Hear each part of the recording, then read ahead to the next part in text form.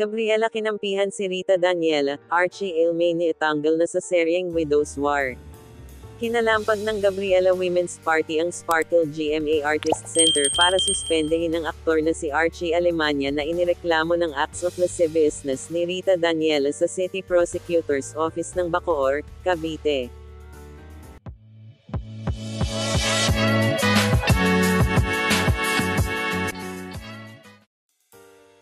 Sparkle GMA Artists Center should impose a preventive suspension against the accused actor involved in this case to immediately separate the alleged perpetrator from the victim, especially since they work in the same company, ani Sara Elago ng Gabriela. Samantalang sa isang mapagkakatiwalaang source mula sa GMA ang nagkumpirma na tinanggal na si Archie Ailmeni mula sa seryeng Widow's War matapos ang isyu na kinasasangkutan niya kasama ang aktres na si Rita Daniela. Ayon sa balita, ang desisyon ng network ay bunga ng pagsasampa ni Daniela ng reklamo dahil sa umano'y hindi angkop na pagtrato sa kanya ni Ailmeni, na nagdulot ng matinding trauma sa aktres.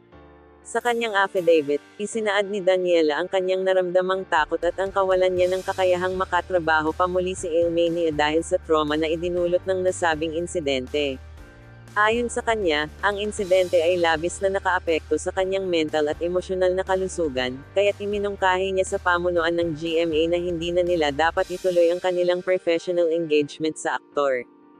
Agad umanong tumugon ang GMA sa pahayag ni Daniela at nagdesisyon na alisin si Ailmeni mula sa Widow's War. Pinayuhan din ng kanyang management team si Daniela na maghain ng formal na reklamo sa tanggapan ng Piskalya upang masampahan ng kaso si Ailmeni kaugnay ng insidente.